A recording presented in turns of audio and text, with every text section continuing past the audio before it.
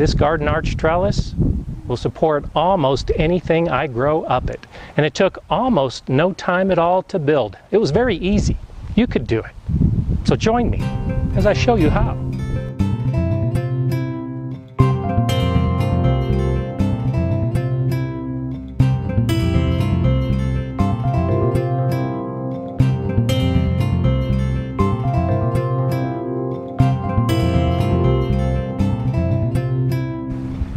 Hi, I'm GardenerScott, and I've designed my new garden to have a garden arch trellis as a primary focal point.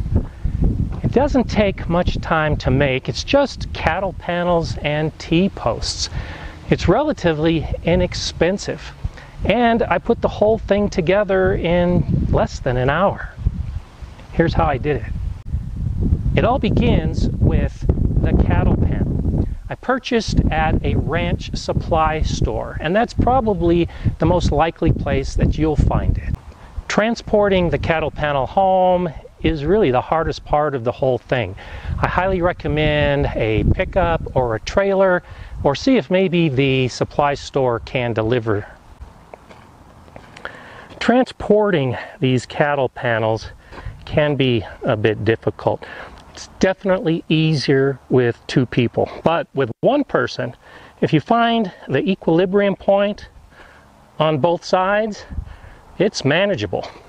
And then you just bring it into the garden and place it near where you want it to go. Now, I've anchored some rebar in the ground to hold it in place while I finalize the location and determine just exactly how far apart I want the base to be.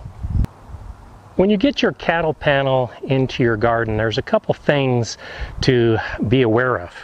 How wide you want your hoop to be, and how tall you want your hoop to be.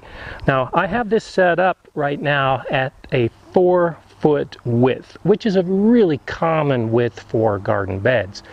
If you use this full 16-foot cattle panel, you can see that it bows out on the sides quite a bit, and so you'll need a lot of vertical support on those sides because it definitely wobbles, and I don't think it offers that great of support. That's one reason why in 4-foot wide beds I prefer to cut these down, and I've shown that in my video on making a tomato trellis. It's much more stable, a little bit shorter when it's 4 feet wide. Now this gives me about 81 inches tall. If I choose to make this 5 feet wide,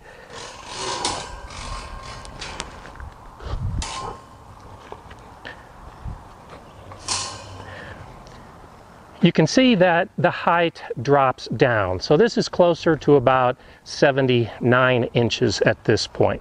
There's still some bowing on the side, and 5 foot works pretty well. Still need some vertical support, and there's still some lateral movement. I'm going to make my arch 6 feet wide.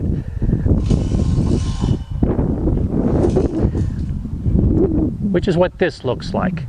Still some instability. I will put in some vertical support on the sides. It brings the height down to about 77 or 78 inches, which gives me room to walk through, but I want it higher than this. So I'm going to raise it off the ground by installing these sides in raised beds. What do you think? I built these 2 raised beds to give me that extra height on my arch.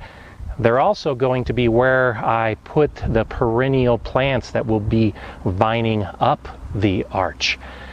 They're 18 inches high. The arch will be buried slightly in these beds, so I'm gaining about 1 foot on each end of the arch to give me that extra height. And now it's time to put the cattle panel in place. I'm using 6-foot T-posts as my vertical support, and I'm anchoring them about 2.5 feet into the ground. Now some of that includes the soil that will be in these beds. I'm allowing about 3.5 feet to be sticking out above the bed to actually support the arch. Now, you can just use rebar to support the base, but that won't give you that vertical support. You'll still have an arch that moves side to side.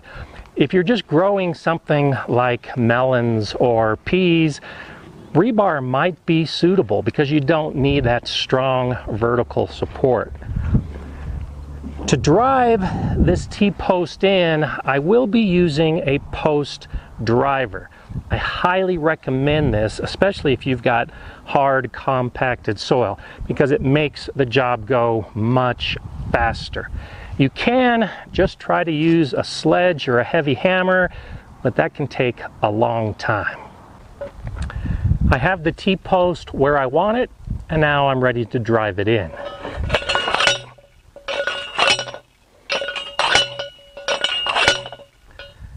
My soil is pretty hard, so this will take a while. To determine how many vertical supports you need for your arch, think about how you're going to use it. Mine's going to be elevated, so a portion of the base will be buried in soil and will also be connected to the back wall of this bed. So I only need my vertical support to prevent some of that swaying. The cattle panels are 50 inches wide, and in this 10-foot bed, I'll be using 2 cattle panels as arches. So I need 1 post for 1 cattle panel and 1 post for the other cattle panel. If I didn't have this bed and I was placing the cattle panel on the ground to create the arch, I might put a post at each edge of the cattle panel. That gives the ultimate support and really holds it in place. And so now I'm ready to put in the first cattle panel. I'm going to initially just put it between the bed on one side, slide it in between the bed and the vertical support,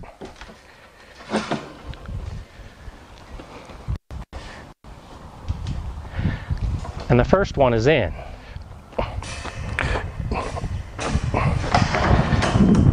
I bring the second cattle panel in,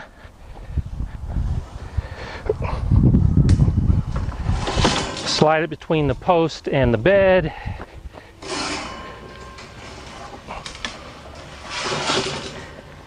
and now I'm ready to secure them in position. Where you place the arch in your bed is also determined by how you plan to use it. I'm going to be doing those perennial vines up the arch. So I'm mounting it to the back wall, and those plants will be growing pretty close to the middle, slightly to the back of the bed to grow up the arch. In the front of this bed, I'll be growing other plants that don't need the arch at all, but will add beauty to the garden. If I was using the arch solely to support what I'm growing in this bed, I would probably place the arch right down the middle. That way, the plants that are growing on the back of the bed can go up through the arch, and the plants that are growing in the front of the bed could go up through the arch.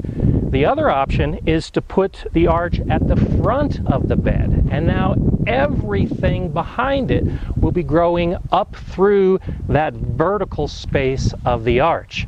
There's really no single answer. It really comes down to how you want to use it. For me, it's a decorative component primarily, which is why I'm mounting it to the back of this bed. I've already connected the back arch, and you can see how by raising it, I actually gain a good amount of height. Also, by raising it and using the vertical post, I get a much more vertical arch. This front arch that is resting directly on the ground doesn't have vertical sides, and that's what I'm looking for when I walk through the arch. This back arch that I've already mounted to the vertical pieces has a much more vertical side. Also, because I raised it in the bed, I gained more than a foot in height. To secure the cattle panel to the T-post, I'll raise it into position. Now, if you're not raising it, you can just leave it on the ground. But what I do is I take a cable tie and I loop it around the cattle panel and then around the T-post and tighten it. And as the cattle panel starts to slip down, this tight cable tie actually catches on the protrusions of the T-post and holds it in position. And then I come a little farther up and I do the same thing.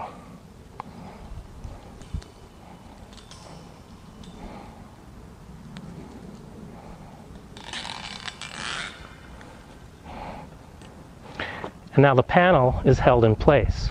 To hold the panel flush with this back wall and to give it a little bit extra strength, I'm using these coaxial cable staples to actually nail the base to the back wall.